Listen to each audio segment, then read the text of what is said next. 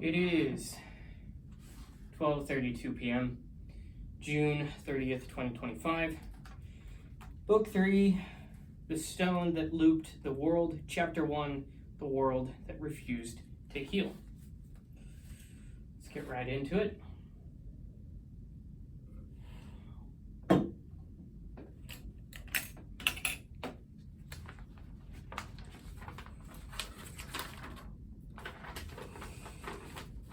The spiral was gone. No rites followed it.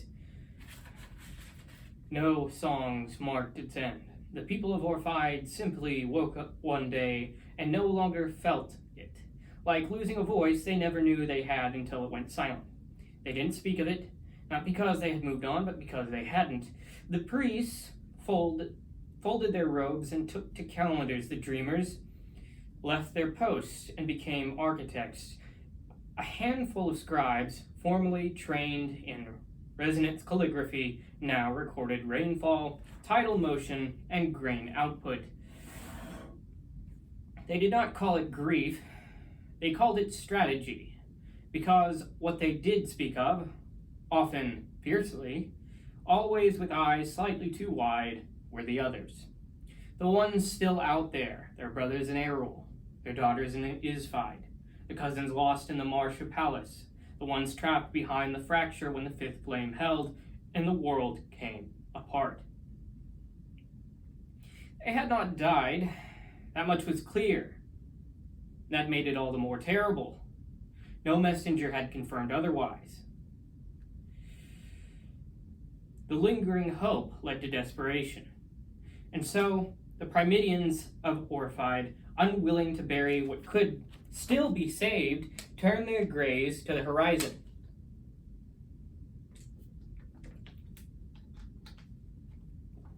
They reasoned, if the world could tear, it could also be stitched.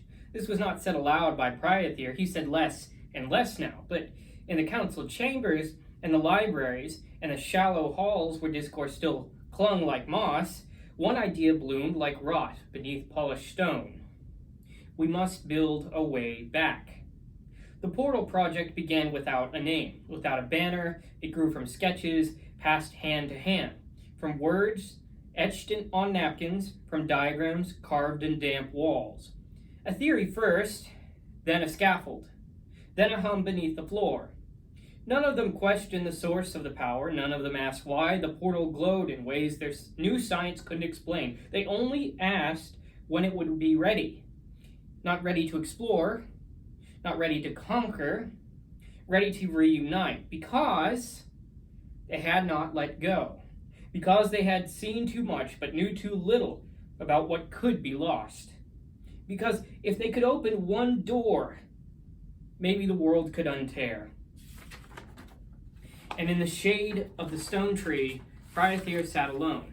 He felt the weight of time gathering in his limbs. He felt the earth began to circle inward, not in pain, but in response. And he said nothing, because they still had hope. And he, more than any man alive, knew what hope could cost. He was never supposed to make a sound. The first portal prototype was little more than a circle of bent steel wrapped in copper coils arrayed on a floating platform. Its designers claimed it would only hum when calibrated and then remain silent until activated. But on the third night of calibration, it began to sing. No melody, no words, just a low, impossible tone that vibrated under the skin and made water ripple in still basins. At first, they celebrated. It responds, one engineer shouted. It's harmonizing with something, one priest muttered. A half-forgotten chant under his breath, a ritual of alignment meant for sacred bells, not machines. It didn't help. The sound didn't stop. It wasn't loud, just ever-present, like a breath that wasn't yours, drawn too close. Then came the anomaly in the sky. On the fifth night, a star in the southern belt blinked, not faded, not fell, just blinked, twice as if a hand had passed before it. Observers noted it, then dismissed it. But the lead architect did not sleep. She stood before the portal, sleepless, sketching in charcoal, not the machine, but what she saw on the other side. No one else saw anything, but her sketches grew stranger, not figures, not beasts, just wrongness. Angles with teeth, grids that pulsed, a ladder with no bottom. She tore up the first dozen, then stopped tearing. She didn't know why. By the seventh night, a boy fell into the platform basin and was pulled under, not by current, but by still water. He didn't resurface. The search party recovered only his boots and one word etched into the stone rim of the portal in wet, charred lettering: home. No one could explain it. Bree said it was a trick of runoff and guilt. The engineers sealed the platform temporarily, they said, but in the week that followed, 2 birds fell into each other midair and shattered. A cow gave birth to a calf with 2 hearts and no eyes, and the river that fed the marsh reversed for 1 hour, then righted itself as if embarrassed. Priotheer, when told, said only, "It's beginning too soon." He was seen later that night walking barefoot around the tree, 1 step at a time, 1 breath with each motion, drawing lines no one else could see. It began with a pebble. Priiotheer knelt at the eastern bluff before sunrise, picked up a pebble no larger than a fingernail, and placed it beside a carved groove in the earth. He whispered something, not a spell, not a prayer, and moved on. At noon, he returned to the same bluff and found the pebble exactly where he'd left it. He moved it 1 hand width west and whispered again. That night he returned. The pebble had returned to its first position. He said nothing, only nodded. It had begun.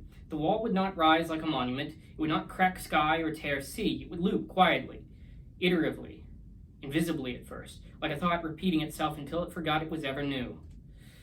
Priotheer's magic was not one of force, but of form. He did not summon, he aligned. Each hour spent channeling near the tree drew on some deeper reserve within him. Not just memory, but something older, seated in him when the spiral first curved toward the pattern. This was his purpose, not to rule, not to lead, but to seal. He never said the word wall. He never told the council. He simply walked, drawing lines with heel and finger, pressing his breath into soil and salt and grass. He knew the consequences. When the wall completed its loop, it would render the island whole, unreachable, unleavable, safe, and cursed, and blessed, because no spell was without shape, and no shape was without cost. Already, the edges of things had begun to blur. A sailor charted a new coast only to find it was mirrored to his own. A scholar returned to a ruined temple that had not existed the week before. A child drew a map in sand that showed 5 rivers where there had only been 2. Priotheer marked these changes not with worry, but with rhythm. It was working. He would finish it slowly, quietly. He would give the people no reason to fear. And when it was done, well, they would be safe from the portals, from the rifts that had now begun to form in the skies, from the war none of them yet knew was coming. He placed another pebble, moved 1 step west. The wall turned, not upward, but inward. But not all of Orphied remained within its bounds. Only the island on which Priimydia stood, and the waters surrounding it.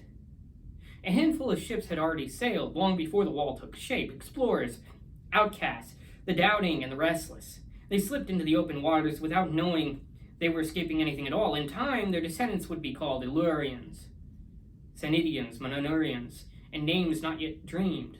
They would build cities from memory they barely retained. They would make stories out of echoes, and they would call the place they left behind myth or mistake. But for now, they were saved from what was soon to come.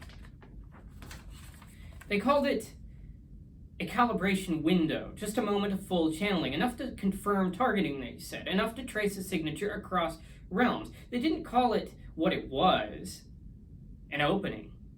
The platform was reactivated 3 days after the boy disappeared. The incident was ruled a misstep, a flaw in structure. The architects were rotated out, the magical power structures were redrawn, the copper rings reforged, and on the 8th day the portal blinked open. It didn't roar, it didn't flare. It simply shimmered, like light moving through water that had forgotten it was wet. Then a crowd was watching and held their breath, and then something stepped through, not a creature, not a soldier, not a message, a shape. Thin, curved, folded, like a shadow cast by nothing, bent the wrong way. It made no sounds. It left no footprints. It stood still at the edge of the platform for 7 seconds, then turned, not its body, but the world around it, and vanished. 1 child fainted. 2 priests vomited, and an old woman wrote a song in a language she had never heard. The engineer sealed the site again, but the next night, a farmhouse in the hills dissolved. Not in heat, not through rubble. None of these things remained, just a clean absence. As if the house had been a suggestion, the world had decided just to not follow anymore. A dog was found in its place, identical to one that had died there a year before. Its eyes did not blink, it did not breathe, but it followed commands. By morning it was gone, and Priotheer, standing beneath the tree with his hand pressed into the earth, whispered the shape of a spiral, not his memory, but his ward. Then he placed another pebble. The day after the portal incident, the sky above the southern coast, not visibly, not with lightning or rupture, just differently. Birds avoided it. Clouds parted for no reason. And 3 different cartographers working independently drew it on their charts without realizing what it was. It lasted 12 hours. Then it was gone. Or had never been.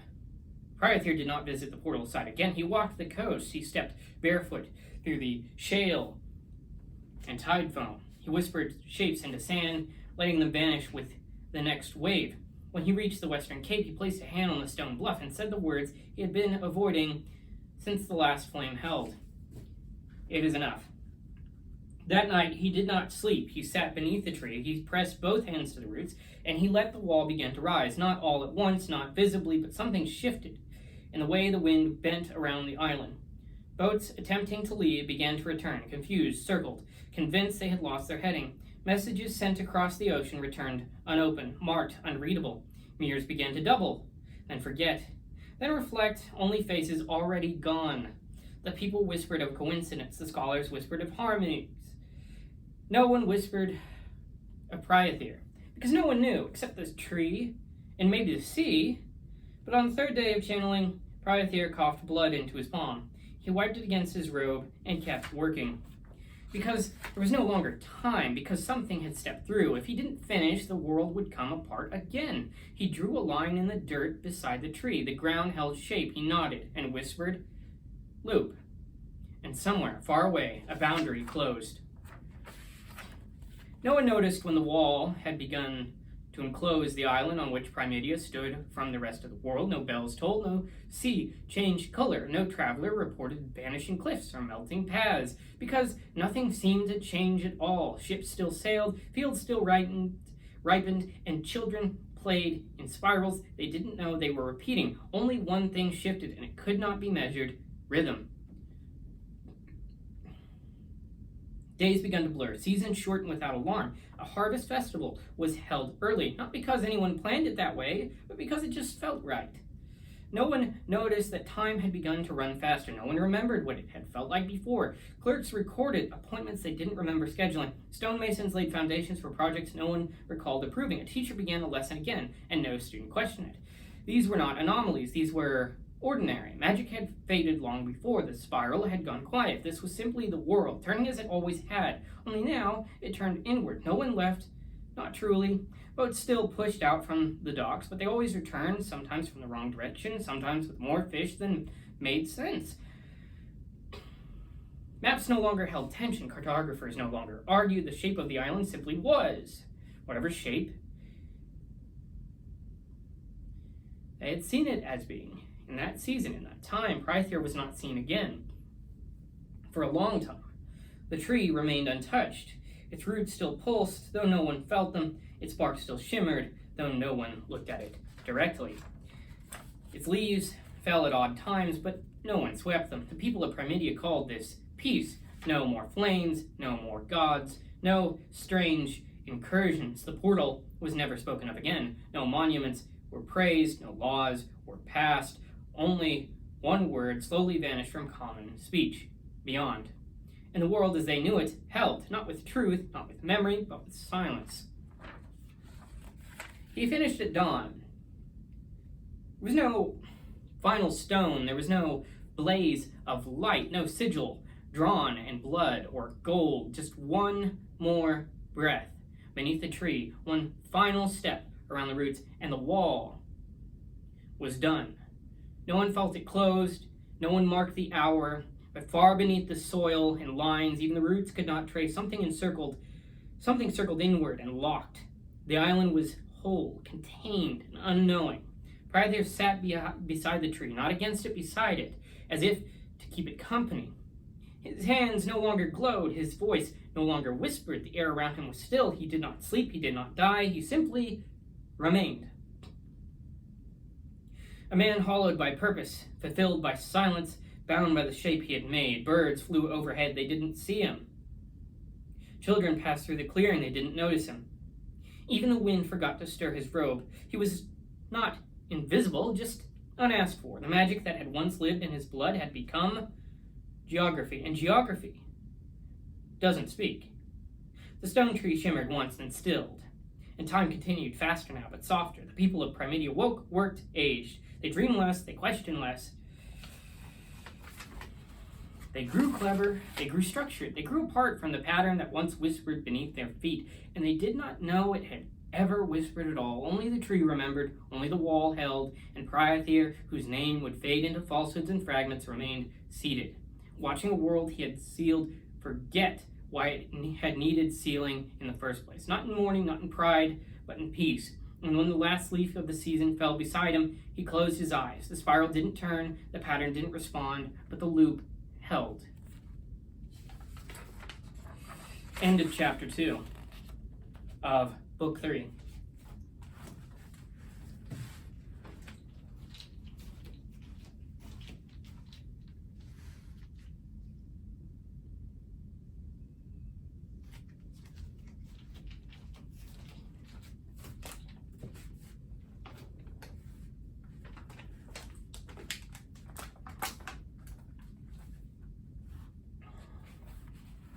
Chapter 2. The portal that ate the sky.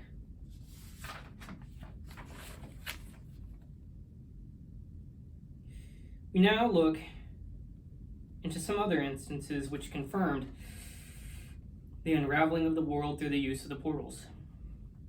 It began with tools in the wrong places. A hammer found in the kitchen, a brush left upright in water that hadn't been drawn, bread cooling before it had been baked. Marna noticed it first. Her goat refused to cross the threshold of the barn. It simply stared, eyes locked, not on her, but on a space just above her shoulder. When she turned, there was nothing. When she turned back, the goat was gone. She found it inside the walls 2 days later, not dead, just still, like it had never moved at all. Down the hill, a farmer worked to his fields, turned inside out. The dirt was soft on top, but hard beneath, with a seam down the center that pulsed if he looked at it too long. He didn't tell anyone, just replanted and walked with a limp the rest of the week. By the third night, lights came. Not in the sky, but in the grain. Small flares that hovered, stuttering like breath on a mirror. Children chased them. One didn't come back. No one panicked, not yet, but windows began to stay shut at dusk. Chickens roosted at noon. People forgot how long they'd been awake. Then came the voice in the well, low, clear, calling names no one in the village had ever heard. A man leaned in to listen. His wife found him hours later, crouched beside the well, head tilted just enough to show he was listening still. He had torn out his own tongue. The name had been his. Still, no one blamed the portal. It had been set in the fallow plot weeks earlier. Part of an outreach effort. Just a test coil. Nothing serious. The real work was done in the east.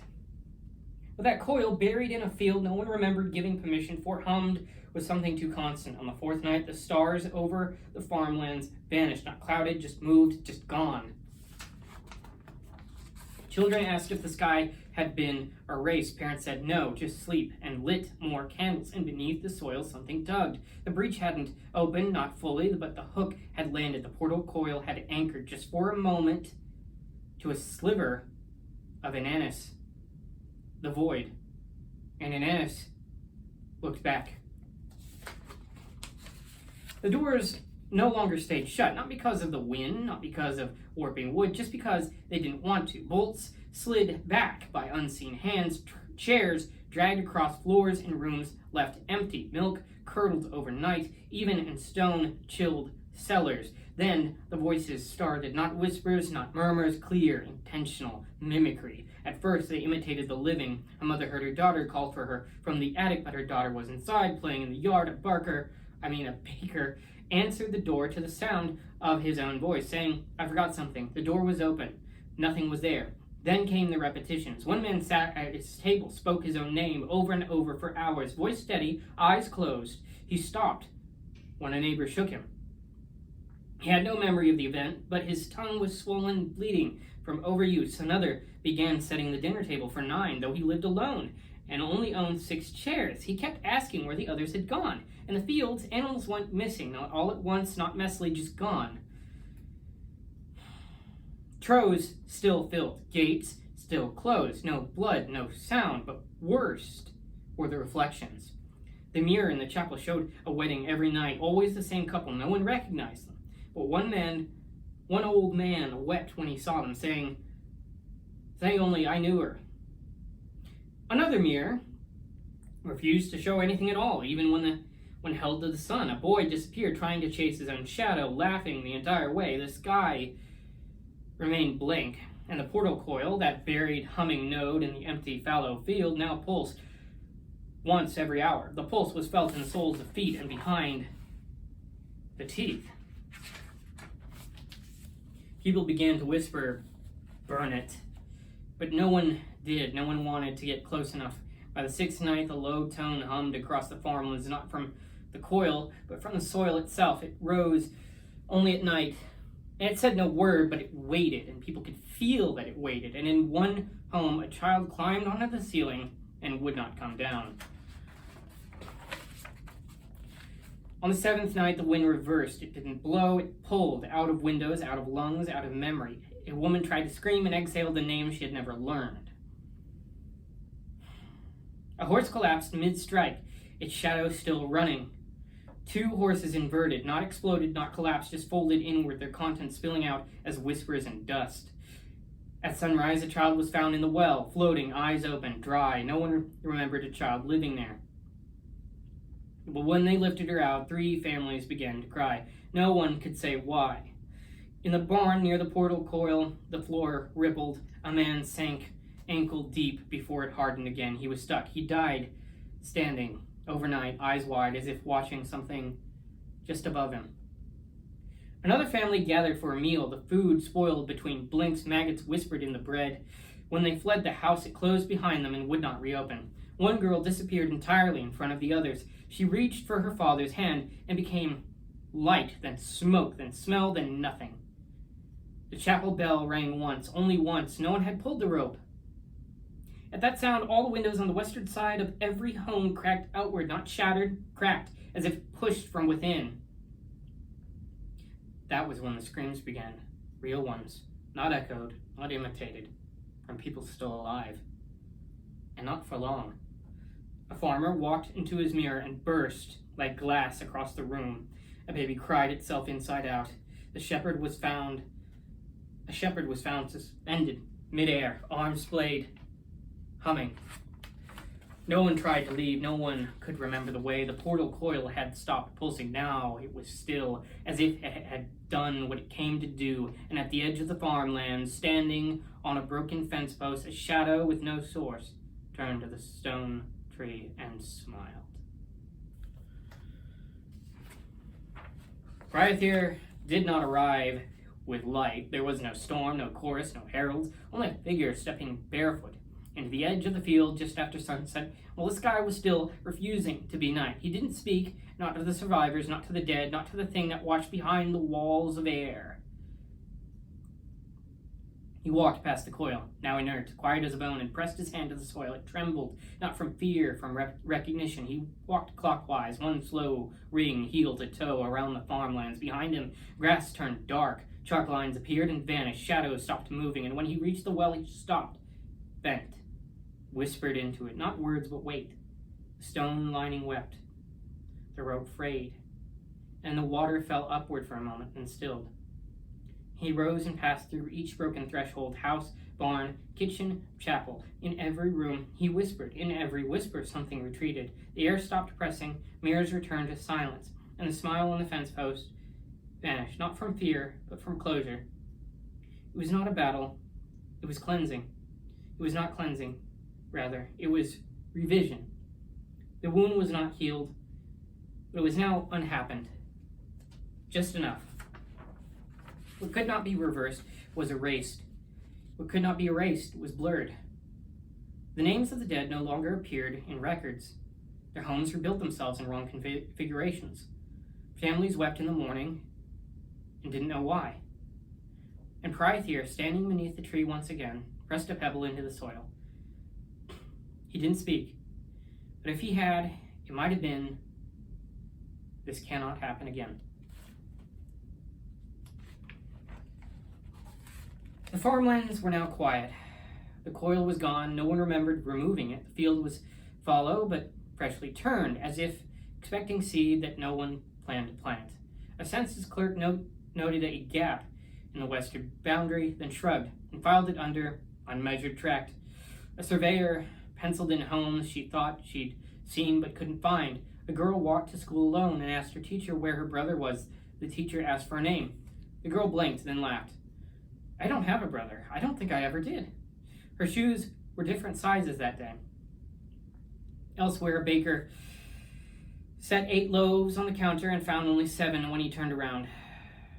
He recounted 3 times, then decided he had imagined the 8th. A family sat to dinner and used 1 extra chair. No one asked why. No one asked why. In the chapel, the mirror had been removed, but its reflection lingered for just a second in the polished brass of the candelabra. A woman sweeping the steps looked up once, felt her heart stop. She did not remember why. She just finished sweeping. This small, rural town simply moved on, as it always had.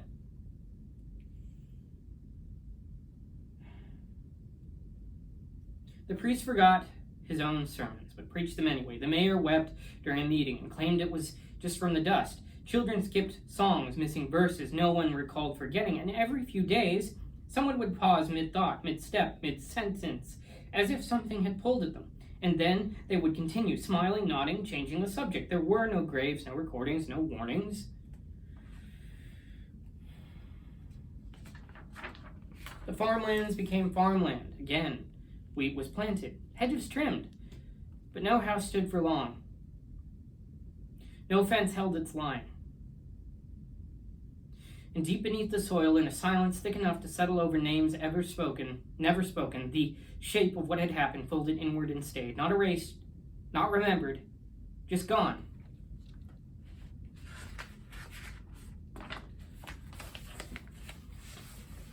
The next morning, Priiotheer stood alone on the northern bluff. The wind bent around him, not against him, not through him, just around.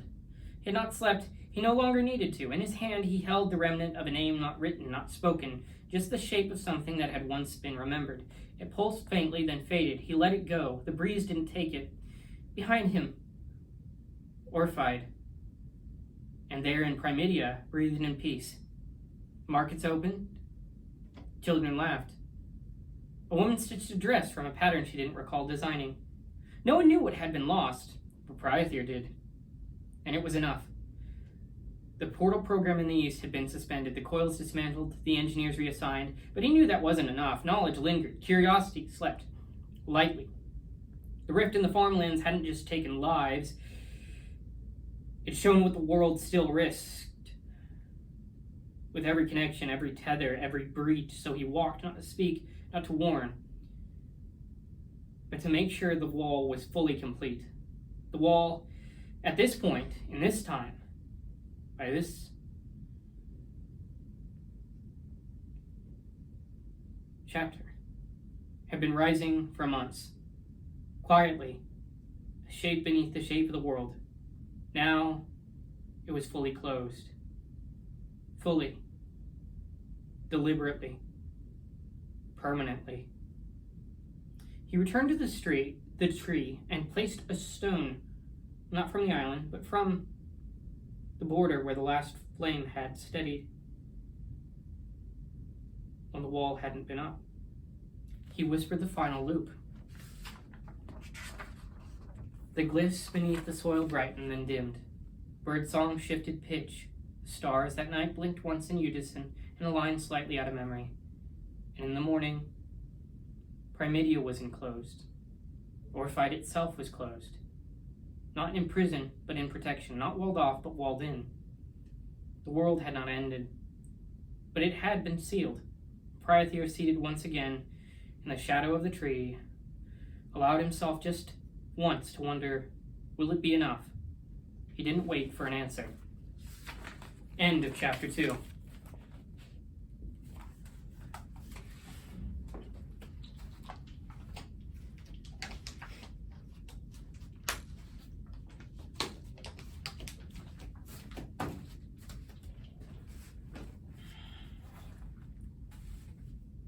Chapter 3. The King Who Chose to Be Forgotten in Book 3 of Book 3, The Stone That Lived the World.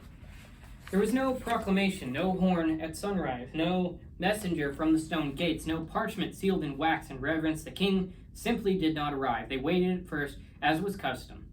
The High Council, formed by Priotheer to help govern the Priimydian people in his increasing absence, assembled beneath the vaulted canopy of the Forum Hall. A circle of 12 chairs, 11 filled. The 12th, carved of elder wood, inlaid with silver roots, remained empty. No one sat there, no one ever had. When the sun reached its noon mark, a clerk adjusted the ledger. Attendance marked, he said.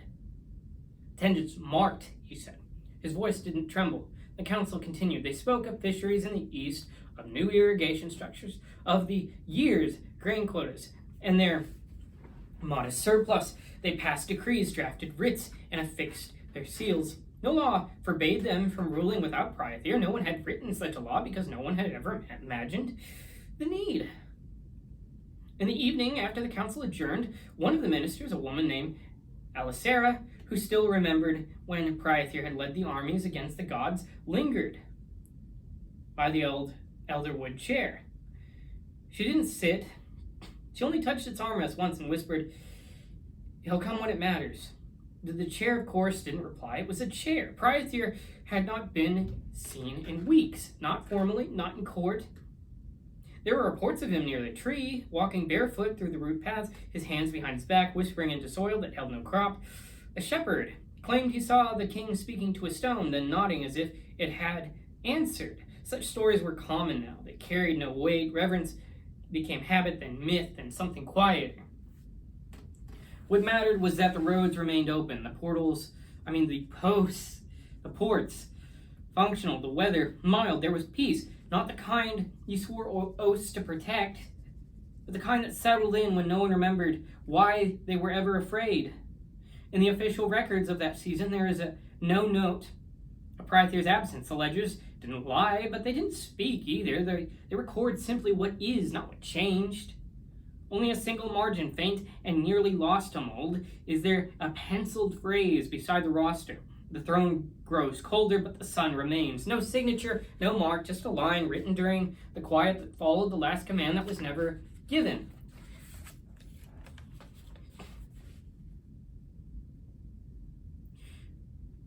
They named the ship Seeker's Wake. No special reason. The name had simply come to the captain in a dream, and the harbor registry had no objections. It was a small vessel, 4 hands, 2 weeks of rations, a shallow hold meant for spices or fish, not discovery. They left the southern dock at dawn. Sails caught wind that hadn't been forecast. The sky was cloudless. The sea opened before them like a scroll no one had yet written on. They didn't think they were escaping anything. No decree compelled them to leave. No vision drove them. They simply wanted to see how far the water went. 12 days passed. The sea remained calm, the wind constant. They charted carefully, knot by knot, marking every turn, every drift, every sight of goal or crest. On the 11th night, they saw a light in the distance. By morning, they had made landfall. It was a lush cove with a familiar shore, palm-fringed, pebbled paths, a stone arch with weathered carvings that one sailor swore she had seen in her youth. They called it New South. Unloaded, drank, laughed. Only when they climbed the bluff above the beach did one of them see the city. There it was, Priimydia, their own city, unmistakable. They stood on a hill they had not climbed, looking down at homes they had not left. They watched merchants they knew carrying baskets they remembered packing. At first they believed it was coincidence, a trick of resemblance, an uncharted colony. But when the captain walked the docks and found her name still in the manifest, she said nothing. She simply sat down. The others followed. No report was filed. No expedition was blamed. When asked how the voyage went, they said only the sea was smooth, the winds were fair. No one asked where they had gone because everyone knew they had returned.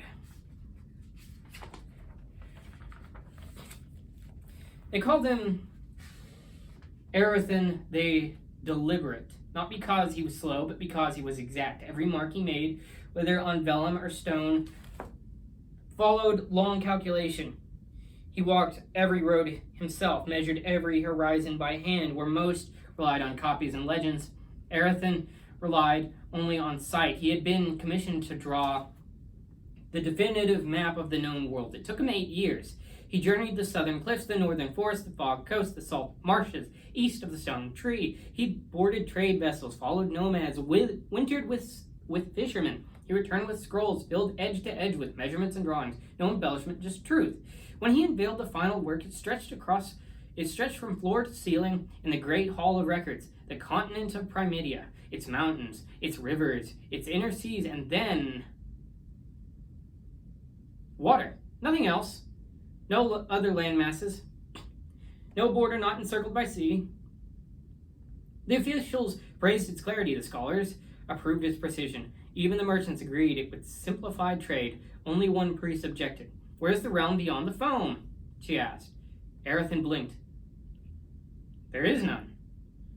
The council chamber was silent for a time. Finally, the priest murmured, "Then we are alone."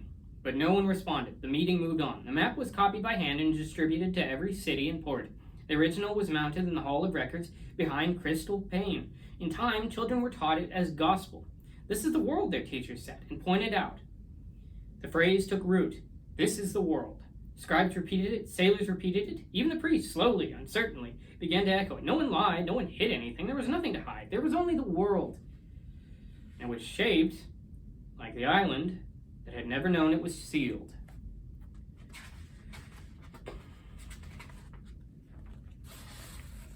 It was late in the season, kind of evening when firelight seemed thicker than usual, and every chair in the tavern near the coast leaned a bit closer to the earth.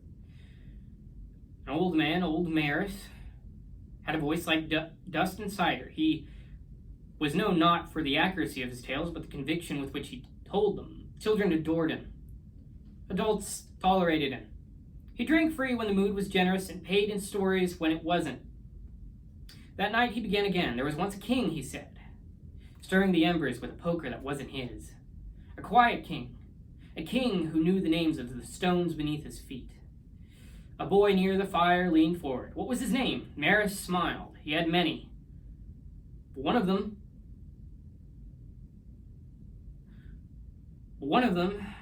was the one the world forgot. He let the silence stretch, the way storytellers do when they want the ale to keep flowing. They say he could move the stars if he walked in the right pattern, that he once held back the sea with a whisper, that when the gods made war on the people, he stood between them and spoke just once. "What did he say?" asked a girl near the wall. Maris opened his mouth, then closed it. A moment passed. The fire crackled. Someone refilled his cup. He looked at it as if seeing it for the first time. I don't remember." Few chuckled. One patron clapped him on the back. "You're getting old, Maris." "I suppose," he muttered. "I suppose I am."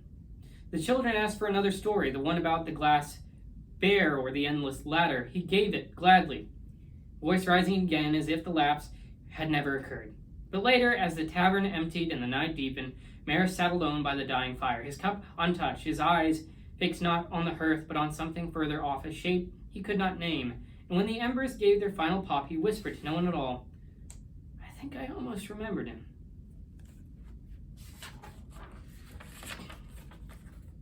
The stone tree was shedding. Its leaves did not fall in clusters, nor without the riot of autumn. They dropped one at a time, slow, deliberate, as if remembering something with each descent. The ground beneath it was a quiet mosaic of yellow and gray. Priotheer stood at its base. He had not spoken in days, perhaps weeks. There was no one left to listen, and even the soil seemed saturated. His breath came slower now, not labor, just old, not weak, just ending. He knelt, one hand pressed against the roots, and the other hand flat on the soil. He was not casting a spell, he was anchoring something, a memory perhaps, a shape, a syllable the world no longer recognized. No magic glowed, no wind stirred, he whispered. It was a single word, soft, fragile, spoken not in the language of Orphide, nor in the ancient tongue of the One, nor even in the spiraled cadence of the flame, chance. It was the language that had come before all of them, a word with no letters, no translation, only shape. The roots shivered, then stilled. The tree did not respond, but the world did. Not with thunder, not with revelation, only with stillness. One leaf drifted down, not in haste, not in ritual, just as leaves do, and settled beside his open hand. He didn't reach for it, he only looked at it and closed his eyes. That was all. No death, no coronation, no myth, just a king kneeling beside the roots of what he had sealed, having spoken the final word, and knowing that no one would remember what it meant.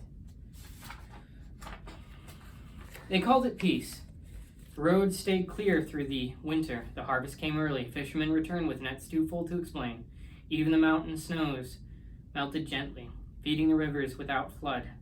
Children were born, games were invented, songs were written, none about fire, none about gods. Temples remained, but fewer came. The candles burned shorter, the prayers grew simpler. Some began to forget why certain holidays were celebrated at all. They still celebrated them. It felt right. One clerk noted that the stars had shifted slightly that season. He marked it in his logbook and moved on. No new lands were charted, no wars declared. A generation passed than another. The old stories remained, but only in corners, told by tired men to children more curious than reverent. When asked what the world had once feared, the elders paused and smiled. "I suppose we feared the end." "And it didn't come?" the children asked. "No," came the answer. "Not exactly." The throne in the forum hall was eventually removed, not dismantled, simply replaced with a table. Its absence was never discussed. The elderwood was repurposed into door frames. Hardly anyone remembered Priotheer. No one cursed him, no one blessed him. He wasn't betrayed, just rewritten by time. The tree stood still. It shimmered sometimes when no one was looking. Its roots reached deeper than anyone had mapped. Its leaves still fell one at a time, and beneath it something sat. Not a man, not a king, only a shape, silent in the earth's turning. And the world turned, never asking what it had cost to be made whole. End of chapter 3.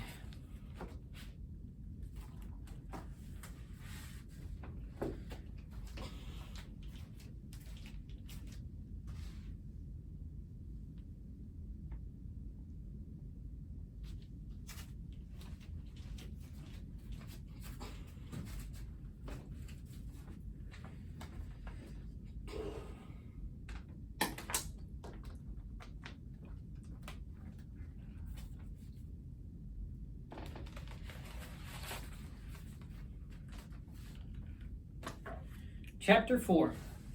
The Loop Without Escape.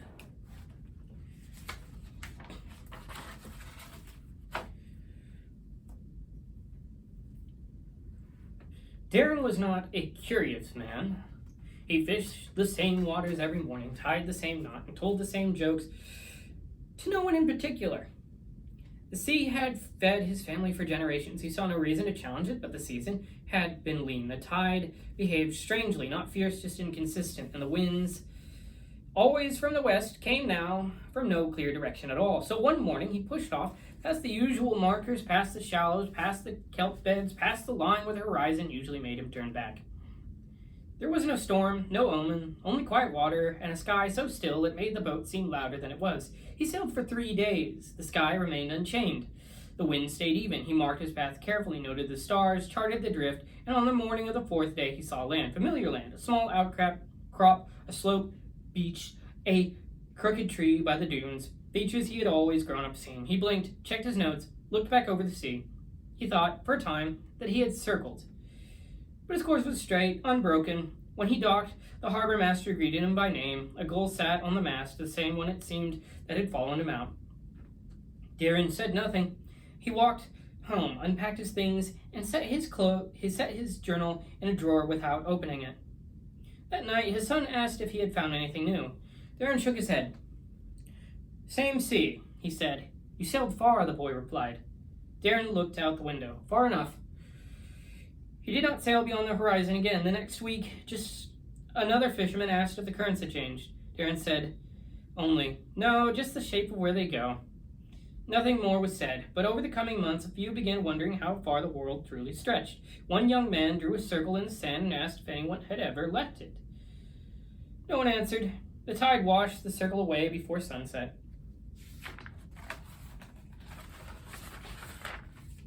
A merchant had sailed the perimeter dozens of times. It was standard practice.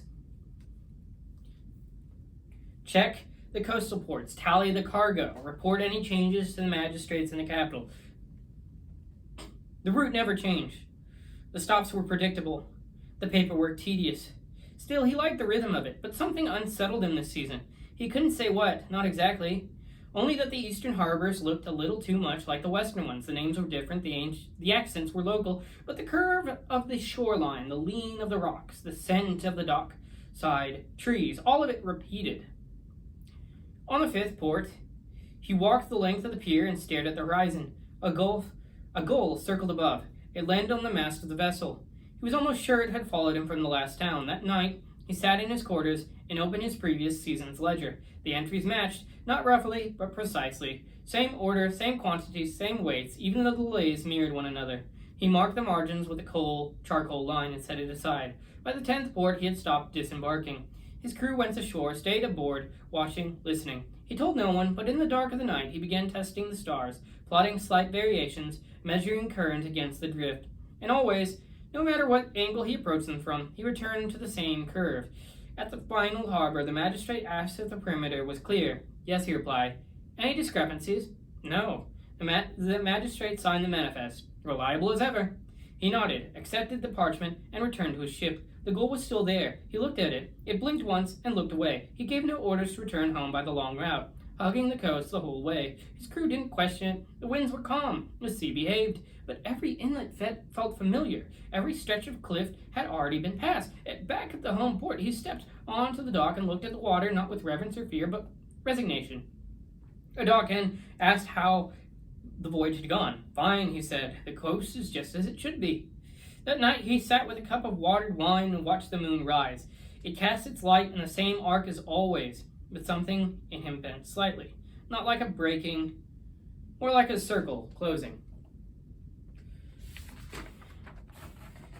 The map was older than the girl, older than her father, older than anyone who spoke of it. It hung behind a pane of glass in the small learning hall, ink pressed onto stretched high, the borders reinforced with lacquer.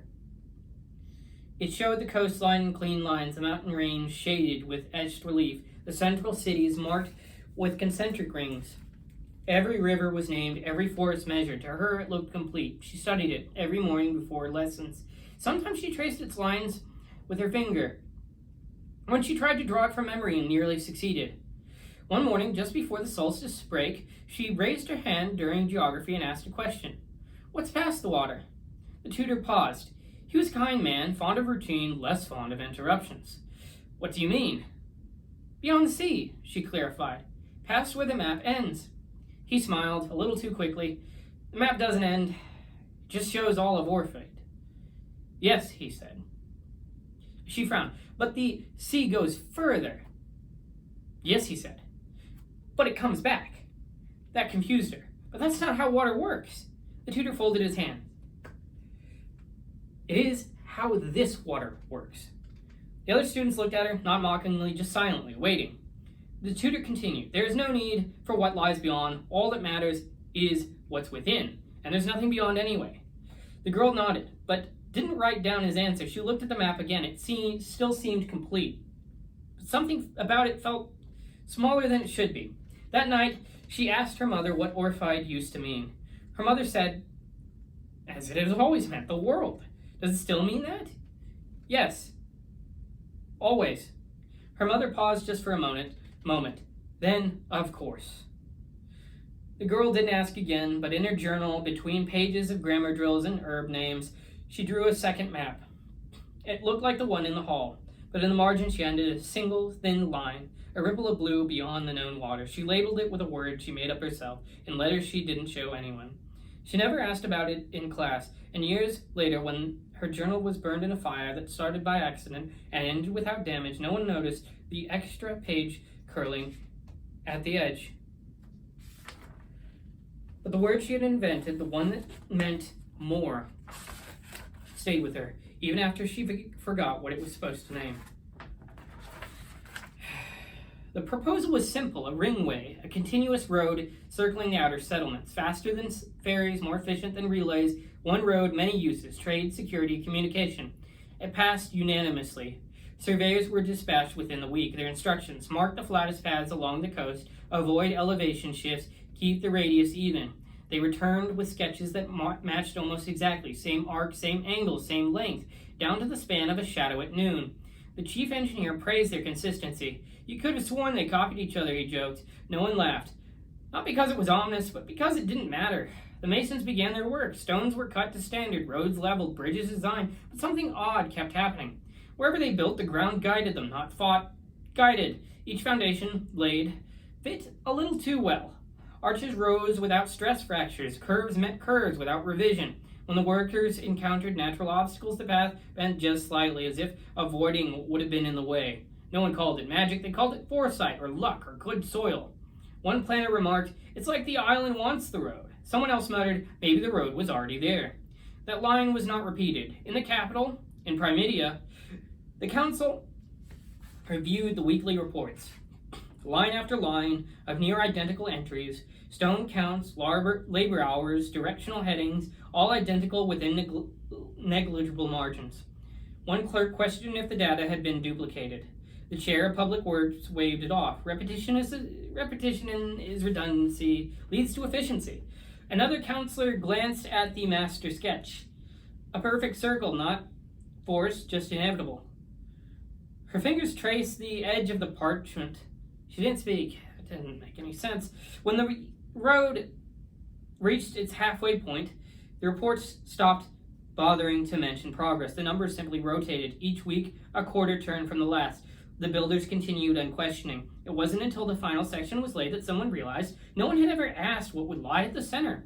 The council convened to draft a monument. Nothing elaborate, just a marker, a pillar perhaps, something to recognize the completion of the island's edge.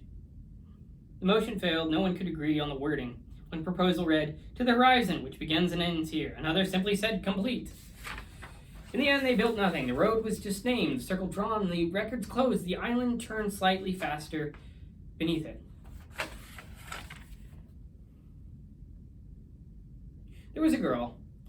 The girl didn't intend to find the stone trees. She had wandered past the market stalls, then past the wall where old notices curled in the sun, and then past the shallow steps and the old broken arch. The paths curved more than they used to, or maybe she walked in circles. It didn't matter. She found herself in a clearing. It was quiet, but not silent, the kind of quiet that listened. And there it was. The tree was larger than she'd imagined, not tall, but vast in presence.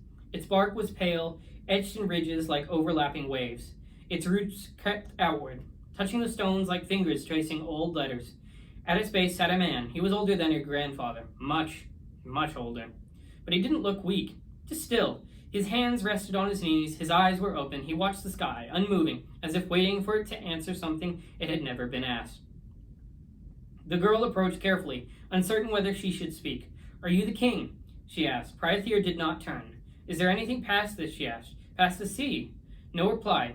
Not silence either, just the absence of a spoken answer, like asking a mountain a question and knowing it had heard you. She stood beside him for a while. Eventually, she sat down. They watched the sky together. It moved slightly faster than it had in her memory.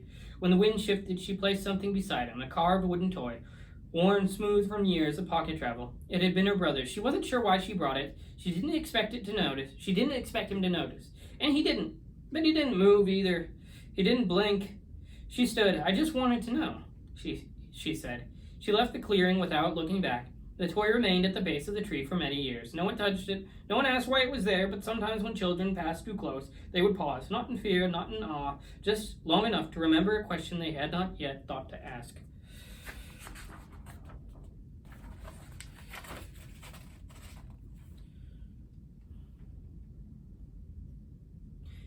Some names began to change first.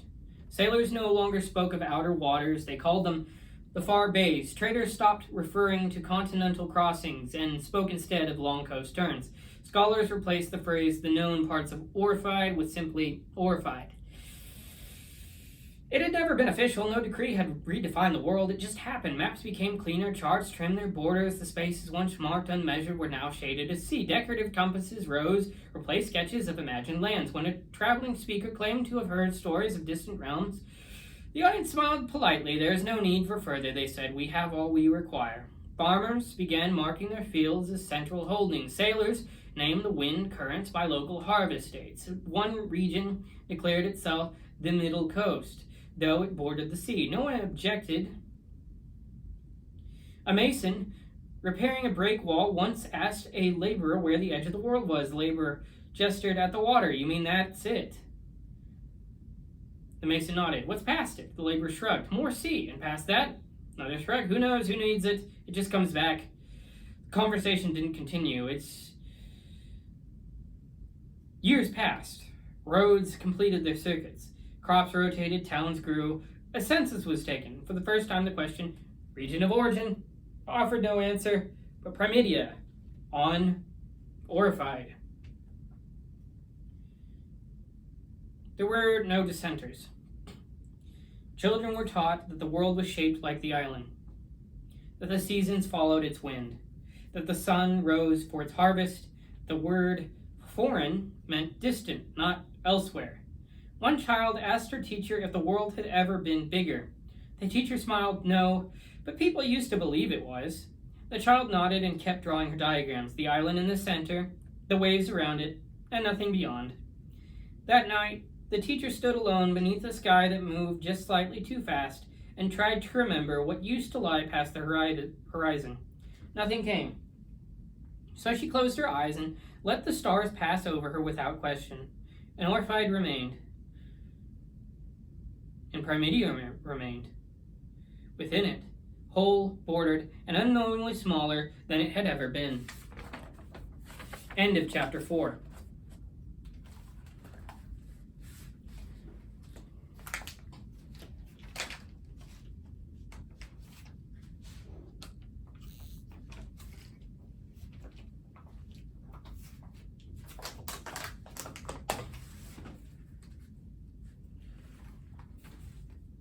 Chapter 5. The Guardians Begin to Turn. There was a man who once measured stars for the crown. Not the kind with courtly robes or sharp opinions, just a quiet man, with steady hands and clear sight. He lived alone now, near the cliffs, where the winds scratched at the stone and salt hung always in the air.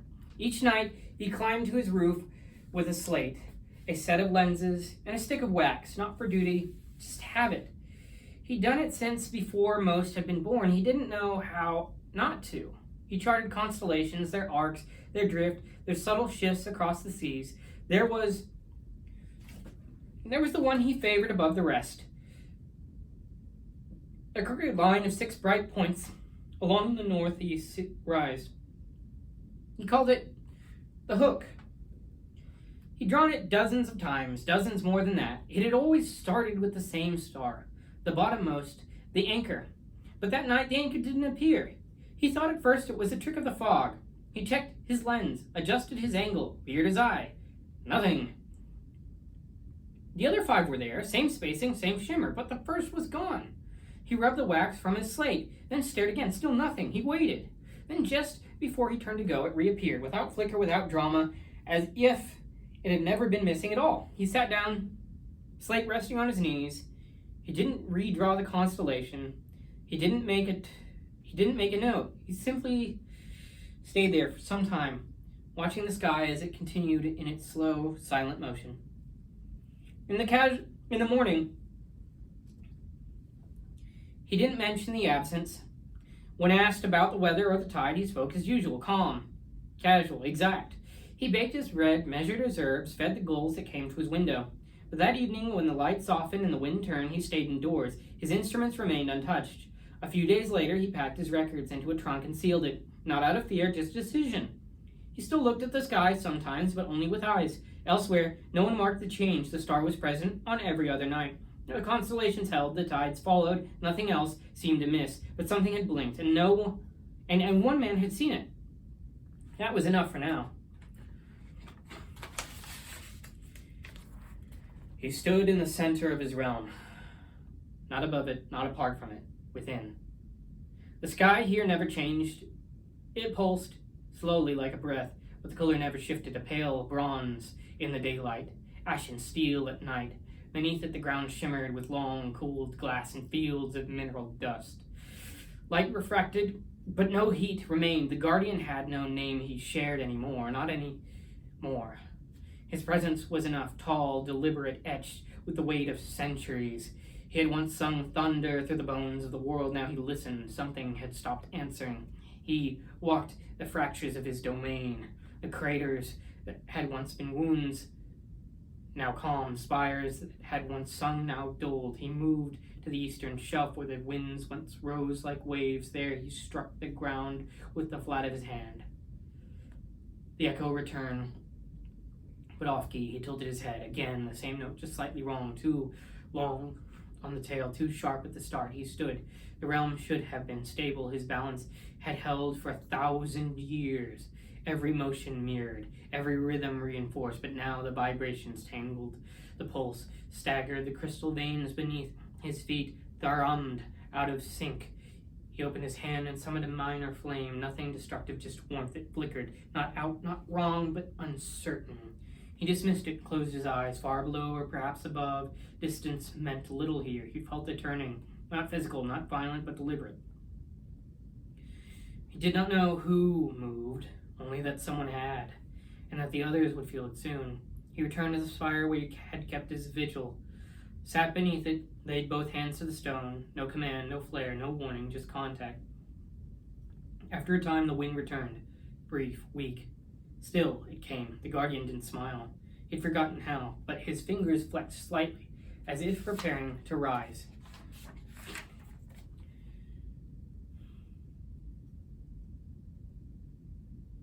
He studied the shape again. Not the people, not the movement, the shape.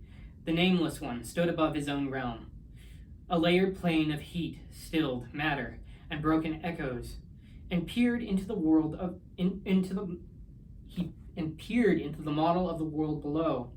It shimmered within a chamber of glass and obsidian, suspended in a bowl of force that shifted subtly with his breath. Orphied turned within it, perfect, closed. Every sea returned to itself, every coast encircled inward. No breach, no drift. The world had been sealed. He leaned closer, watched the curvature form and reform, always the same, a single bounded totality, not broken but bound. He whispered, "He chose the wall." Of course he did. He stepped away from the construct, hands clasped behind his back. The stone beneath him pulsed in sync with his movements. He walked slowly, deliberately, as if the motion itself carried weight. "He thinks he saved them," he said aloud, "but he only hid them." He paused beside a panel of silver where old inscriptions burned faintly in languages no longer spoken. One line pulsed more brightly than the rest, a verse from long ago. "The Maker shall return and walk among the living." He touched it. The light flared. He didn't flinch. "That return," he said, "was always mine." He turned again, faced the construct. Orphied shimmered, still turning. "Priotheer spent himself in silence," he said. He sealed the world and called it peace. He lifted his hand. The map of the realms appeared, floating above the basin beside him, 5 anchors of form, each trembling faintly in their solitude. I will not seal, he said. I will gather. He began to hum, not a song, but a low harmonic and a lining tone. The chamber responded, a slow spiral of heat lifted from the floor, not a fire, not light, intention. He was not angry, he didn't feel slighted, he felt ordained. The others had waited, balanced, watched. He would not wait, he would fulfill destiny. The boy found it near the tide wall. It was just past dawn, and the surf hadn't yet pulled back fully. He'd been looking for driftwood, the kind the glass blowers liked, when something smooth caught his eye. Not wood, not stone, a tablet. It was the size of a hand, black as coal, but cool to the touch. No barnacles, no wear, just a single carved line across the front. Not a symbol he recognized, but not random either. He picked it up. It hummed, not aloud, just faintly, like a sound behind the eyes. He told no one. He slid it into the folds of his coat, returned home as if nothing had happened. That night, he dreamed of places he had never seen, a hall of pillars with no ceiling, a road suspended in air. Voices not speaking, but naming. He woke with a headache and the memory of a word he couldn't pronounce. Over the next week, he stopped attending lessons. He sat in quiet places and stared at blank walls. His mother asked if he was ill. He said, no, just listening. He tried to write the symbol, but the ink soaked through every sheet. The tablet stayed cold, even in the sun. Once, when a neighbor passed too close to where he kept it buried in the floorboards, they complained of pressure in their ears. Storm's coming, they said. No storm came. On the 9th day, he spoke aloud during supper, not in his own voice and not in a language anyone knew. His father dropped his cup. The boy blinked, confused, and apologized. The tablet remained hidden, but it no longer hummed. It waited. No one traced it to any origin. No ship reported lost. No traveler reported found. The sea just gave it freely. And in a realm far from the coast, a guardian stood with one hand raised, sensing something had left his domain. Something that was not supposed to. The tree had not changed. Its roots still encircled the stones like memory that refused to loosen. Its trunk shimmered in the right light. Though no one looked long enough to notice, leaves fell slowly, not in clusters, but one by one, as if the tree were counting. Priotheer sat as he always did, legs folded beneath him, hands resting on the earth. He hadn't spoken in many years at this point. Those who still remembered his voice weren't sure if it had truly been his or just something they needed to believe was spoken. He breathed, that was all. Until the tremor. It came at dawn, not enough to wake a sleeping city, not enough to crack stone or spill water, but beneath the tree, the ground shifted just once as if something had passed beneath it. Priiotheer opened his eyes. They didn't glow, they didn't blaze, they simply opened. He placed one hand flat against the soil. His fingers sank slightly, not through mud, but through something deeper, like memory softening.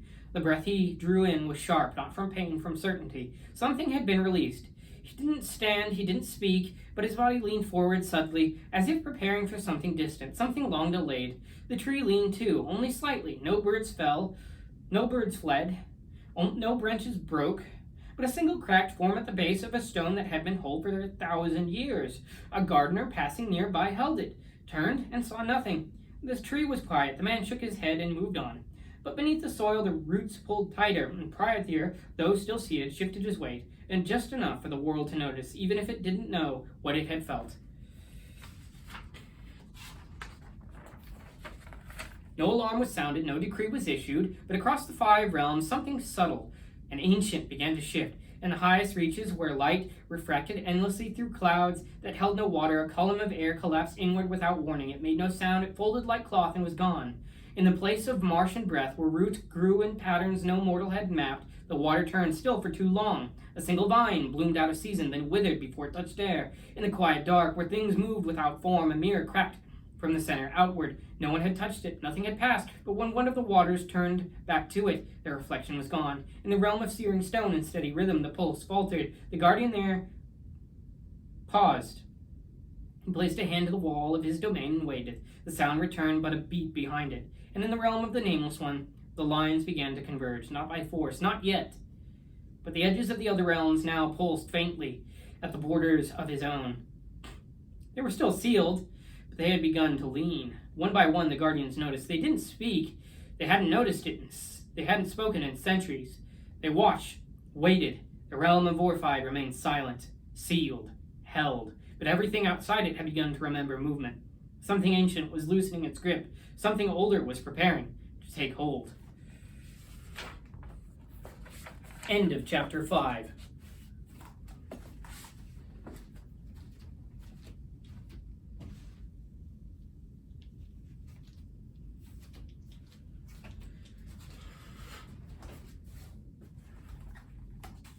Chapter 6. Beneath the Mask. The Guardian stood beneath the floating stone, as he always did when he sought stillness. His realm was silence, vast, slow, clean. The kind of silence that muffled thought, that pressed softly against the inner ear. Here, memory could settle. Here, meaning didn't rush. He hadn't spoken in hundreds of years. He didn't need to. Nothing had changed. Balance held. The signals between realms were quiet, as they should be. And yet, a phrase surfaced in his mind. Not a voice, not a command, just a thought. You are the one foretold. He did not react, not at first. He closed his eyes and reached downward, not into soil, but into form. He pressed his awareness through the bedrock of his realm, tracing its pulse. No disruption, no tremor, and yet the phrase remained. You are the one foretold. He breathed again. He breathed once, a gesture more than a need, and he reviewed the prophecy. He knew it. All of them did. The one would return, not as before, but as vessel. A new Demiurge. One among them would awaken, bear the name, shape the new order, not ruler, not servant, architect.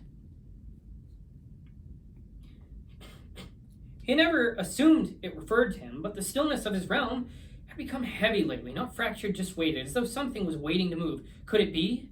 Could the silence have been preparation?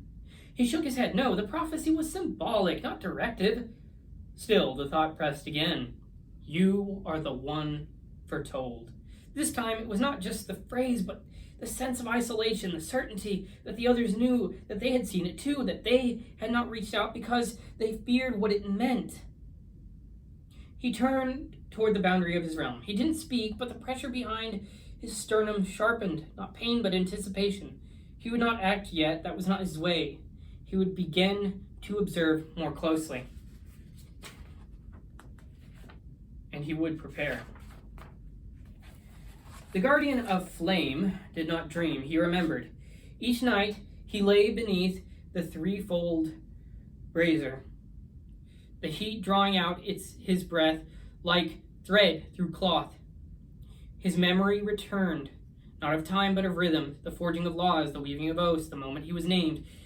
He had not doubted his place until now. The brazier flickered, not dimmed, not extinguished, just wrong. One of the tongues of fire leaned to the side. The others followed, not in rhythm but in resistance. He rose and performed the rite of realignment, as he had called it, precise patterns of breath and motion, a liturgy older than spoken form, tuned to the balance that held his realm in flame and restraint. It failed. The fire pulsed once, then stilled, not quiet, coiled. He stepped back. For the first time in memory, he lit the mirrored pyre, a pool of silver ash that reflected only truth. He touched a flame to its surface and waited. The fire bloomed, and in the fire he saw himself crowned, seated upon a throne, wreathed in embers. Around him, circles of blackened stone, empty, burned clean. Beside him, a shape stood, no face, only eyes, and the faint curve of a blade held behind its back. He exhaled sharply. The vision folded, the pyre cooled. He did not speak. He reviewed the prophecy. One shall rise, not return, but emerge. The old shall seal themselves. The new shall make the world. He'd always assumed it referred to someone else, but the flame had recognized him, had it not. He reviewed the last messages from the others. One had gone unanswered. Another had arrived late. One had come phrased like a question, but shaped like a threat. He walked once around the brazier, slowly, then again, faster. Then he stopped. The flames leaned toward him, all three aligned. He extended his hand toward the summoning ring, 13 stones placed in a circle at the edge of his chamber. He didn't call, but he didn't lower his hand either.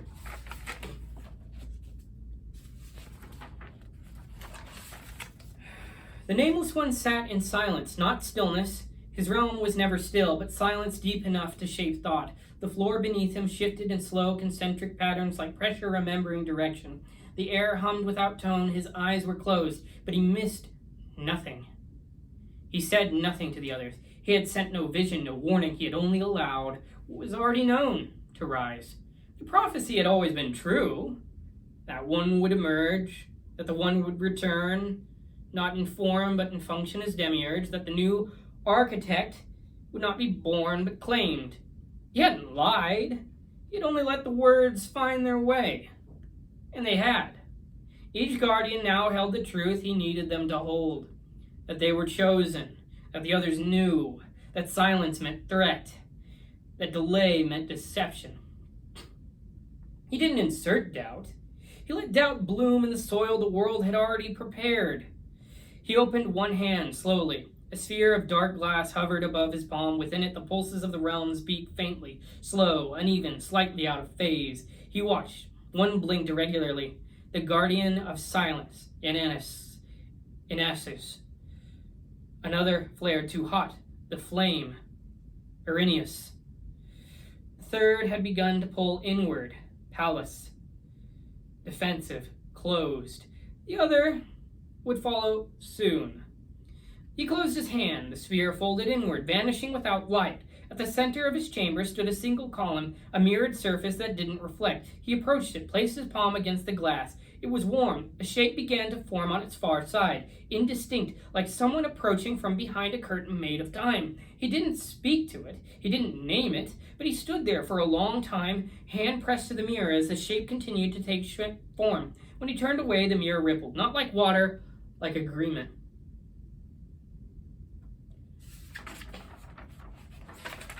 The guardian of silence, Inasus, sent a message, not in word.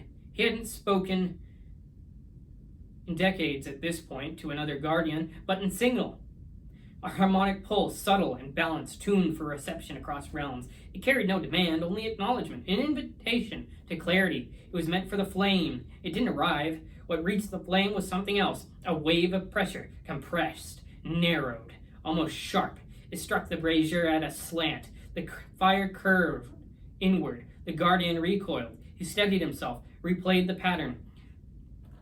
What had been a greeting now read like a probe, a veiled strike. It tested defenses. He didn't respond immediately. He lit the mirrored fire again. The vision from before lingered, the crown, the blade. He watched for changes. None came. He sent a reply. It was calm, composed, contained no threat. It was meant to assure. Signal reached silence, half-spoken, clipped, accelerated, tilted slightly above harmonic balance. To the guardian of silence, it felt like an accusation, a challenge, wordless but precise. He turned from his work. The brazier had not cooled. He had not misread. Still, he sent no warning. He would not be the one to strike first. But he called up the ward systems of his realm and walked their perimeter.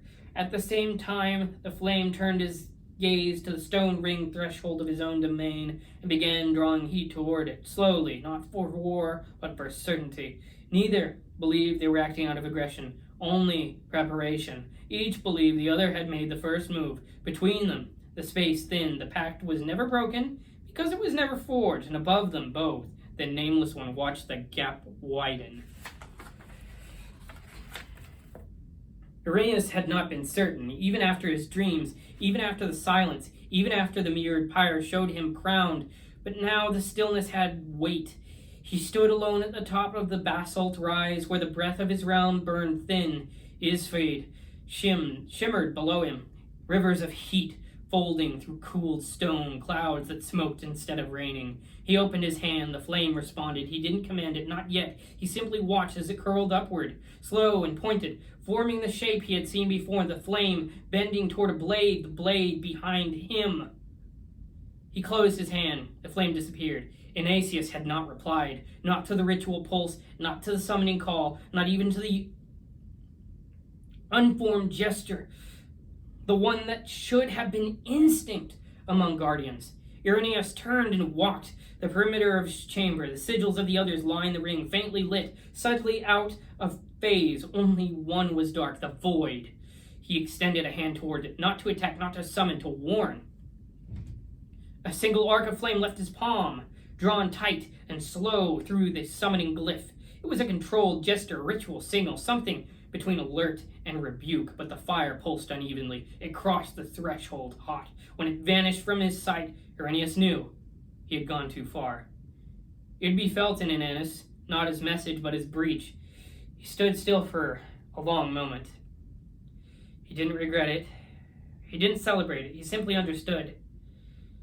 Silence had been a kind of a strike. And this was his reply. He didn't strike first. Right? Behind him, a brazier flared of its own accord, not in warning, in recognition. The flame reached in Ennis.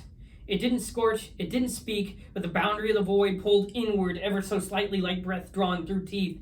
Irenaeus opened his eyes. The ground beneath him cracked, not loudly, a thin, deliberate seam across the pale foundation of his chamber, the kind of break that only happened when something old remembered how to move. He rose. He hadn't stood in what seemed forever. His realm responded as if startled, branches drawing back, dust folding upward, echoes pausing mid-turn. The place had always been shaped by restraint. Now it braced.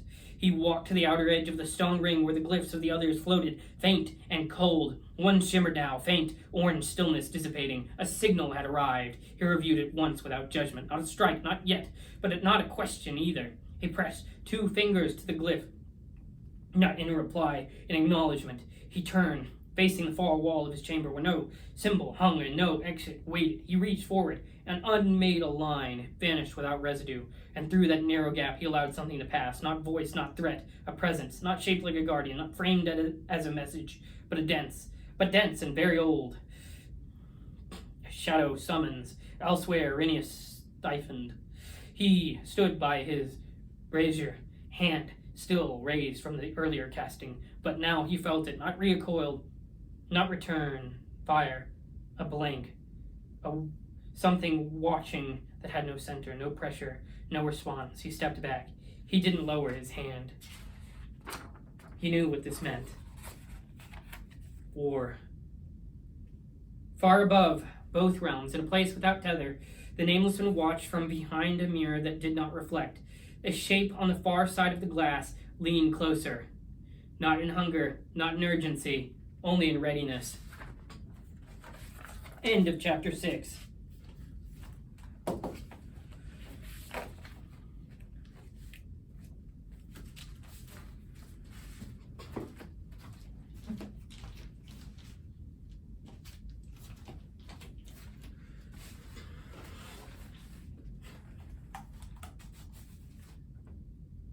Chapter 7. The Sound of Righteous Steel.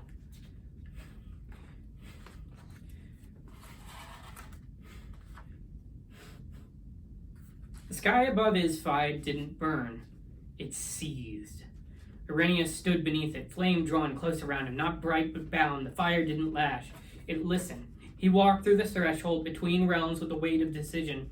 The barrier parted for him. It didn't resist. And Ennis met him with a cold that didn't sting. The void had no wind. It didn't echo. It accepted.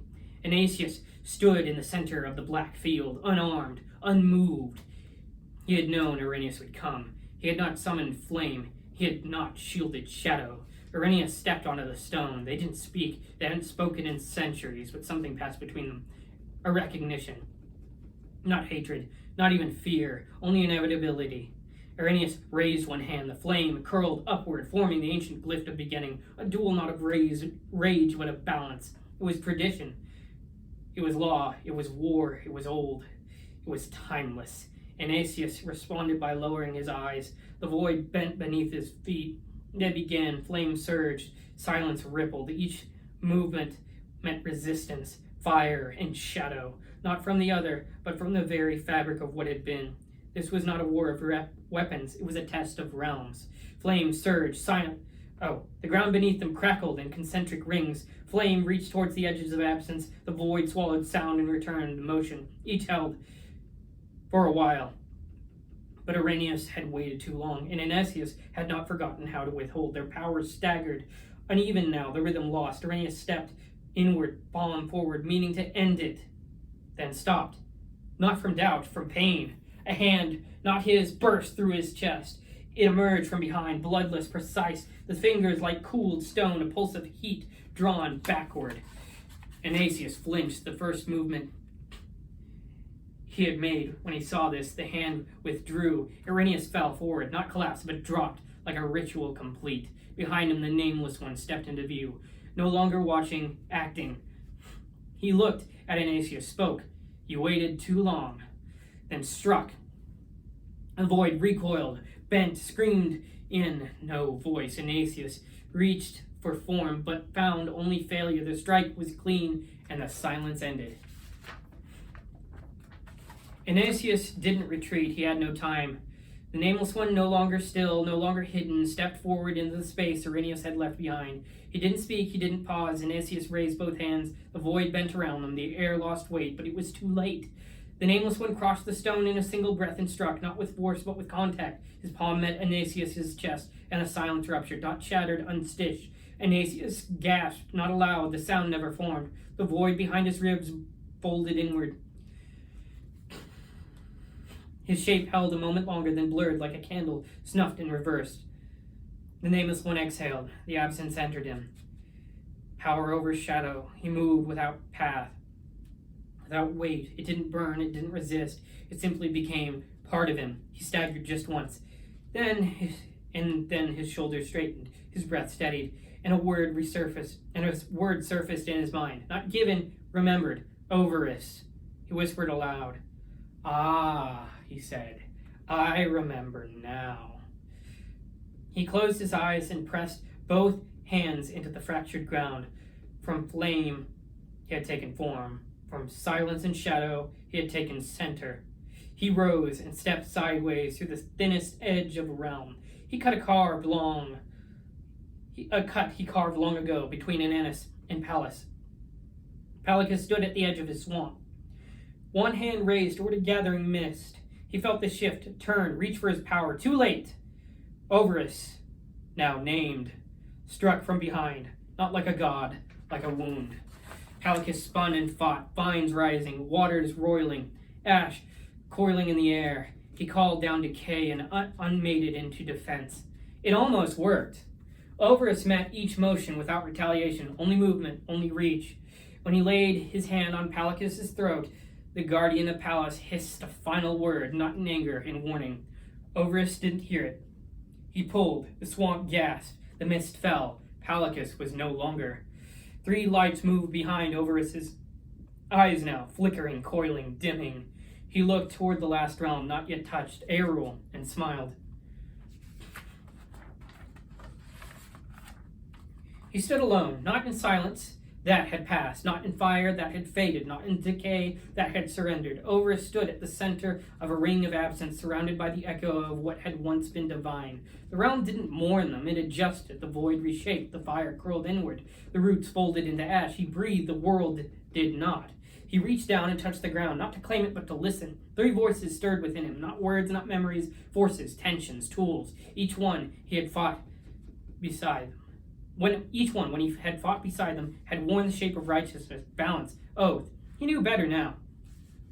He had known once before, but the shape of that knowledge had faded until the silence entered him, until the void remembered. Now it was back, like a memory, like a name. Overus. He did not say it again. He had no need to. He simply stood, and with each breath, the union within him sharpened. He didn't feel larger. He didn't feel whole. He felt honed. He turned slowly, studying the places where the guardians had fallen. Not bodies, not remains, but indentations in power. 3 gone. 2 left. 1 a guardian, the other a king. One of them hadn't moved. The other had fled. These are what stood in his way between the present and destiny. He began to walk. Not quickly, not hungrily, with certainty. He did not race towards conquest. He moved toward completion. The guardians were his task, his purpose, his pattern. If Priotheer stood aside, he would remain untouched, but if he moved, Overus looked up, toward the sky that still curved above the marshes, and with no motion at all, he began to ascend. Air felt it before it reached his sky, the shift, the silence that came not from stillness, but from subtraction. He stood at the edge of Aerul, a realm of arcs and storm-threaded breath, and watched the horizon ripple, not from wind, from absence. The others had gone quiet. He raised one hand. The sky leaned toward it. The wind narrowed. Only signals still pulsed on the outer ring, his own, and the one he now feared to name. He turned to run, not from fear, from duty. But he was too late. The heat arrived first, then shape. Overus emerged from a fold in a cloud, wreathed in quiet fire and coiled void. He didn't land, he simply stepped onto the path. No flash, no flare, just wait. Air spun, wind at his back, lightning flickering across his shoulders. You shouldn't be here, he said. Overus didn't miss a beat. And yet, he replied, I am. He struck. The blow was not complex. No spell, no invocation, just a fist, an uppercut to his center, closed, certain, into Air's chest. It didn't break him, but it stunned the wind itself.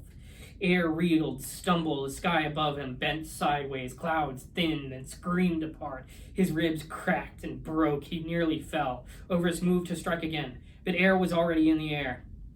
He didn't rise. He dissolved. The form of his body unraveled into a seam of current. Lightning arced from his core, upward, then down, then sideways through a fracture in realm space. It struck once without target and vanished. Overus stood still, watching the air reknit. He didn't chase, he only grit his teeth for the fight ahead. Far below, in Orphide, a bolt struck the earth beside the great tree. Air collapsed to one knee, breathing hard, alive, repairing, regenerating. The bolt struck beside the tree, not through it, nor above it.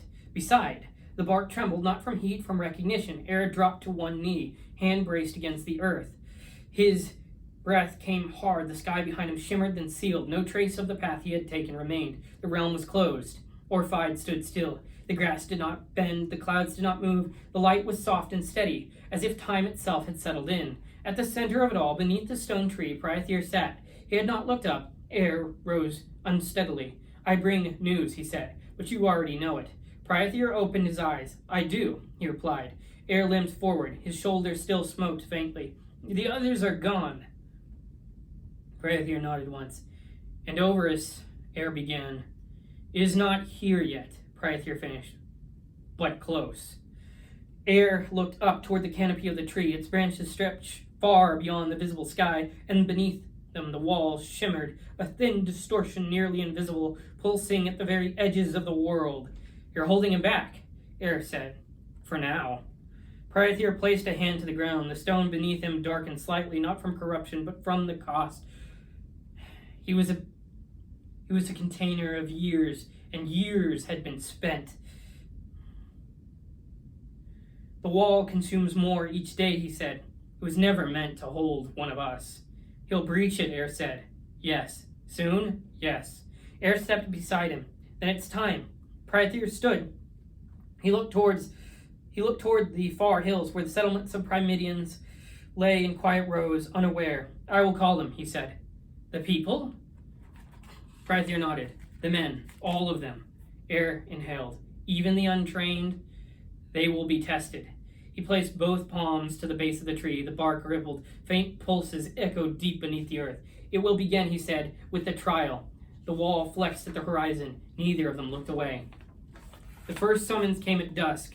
No sound, no trumpet, just a pulse beneath the soil. Every able man of Priimydia felt it, in the heel, in the chest, in the teeth, a thrum like recognition, like gravity calling out to its own. The next morning they gathered, not by order, by instinct. Fathers left field, sons stepped out of workshops, teachers laid down chalk. No one asked what it meant. They already knew. The realm had shifted.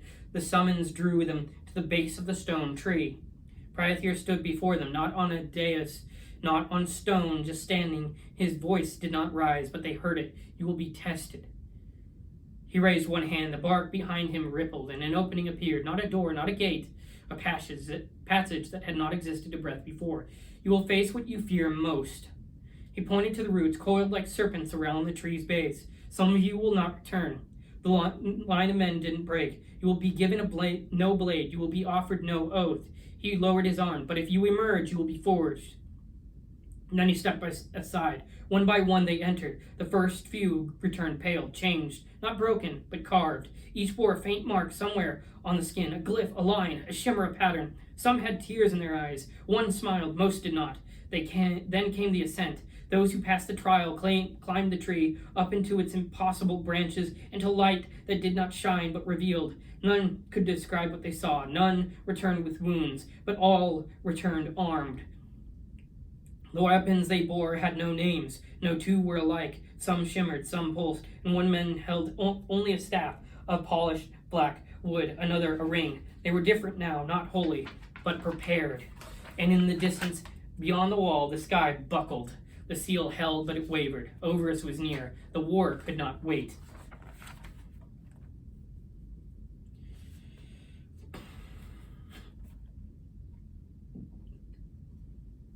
The wall broke at dawn.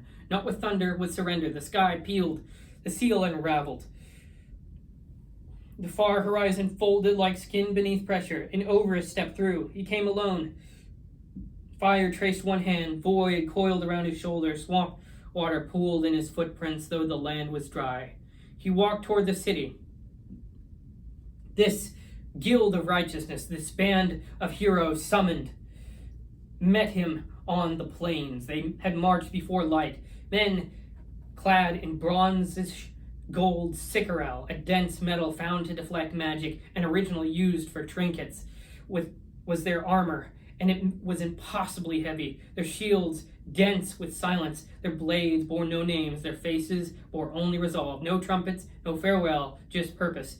Overus raised both hands, and the war began. The first line burned. Flame fell in great arcs, sweeping wide and low. Where it touched men vanished, turned to smears of heat and ruin. Screams cracked the morning. Shields buckled, rose broke. Then the second wave reached them. And rot answered. Roots tore upward through dry earth. Tides surged from nowhere. Whole squads sank beneath the ground, coughing blood and foam. The void bent sound away from orders. The field turned to mire. Still, some held. Sicarel didn't melt. A few blades found skin. Overus bled. Pale light, like thick memory. Then air returned. He didn't descend. He arrived. Lightning spiraled from a fracture in the sky and struck the field beside this guild. From it rose a man in seamless armor, dark, unmarked, built by Priotheer for this hour. Air raised both hands, and lightning answered, and not from Aerul alone. For the first time in any age, the storm answered from two realms. Aerul, the realm of air, and Orphide, the mortal ground beneath his feet. The strike bent the air. Overus turned and met it. The bolt hit. The guild was thrown backwards. Dozens fell. Some did not rise. Shields split. Eyes seared shut. The plains cratered. A hole clean and absolute. 10 men across, glassed at the center. The light took minutes to fade. When it did, Overus was gone. Air was gone. Only the wind remained. Far behind, atop the walls of Priimydia, Priotheer stood. He had not moved. His hands were burned. His brow was gray. His eyes did not blink. The guild reassembled in silence. They limped. They carried one another. No one spoke. The tree still stood behind them, unbroken at the city's heart. But the guardian age had ended, and no one who lived would forget how. The end of Chapter 7. The end of Book 3.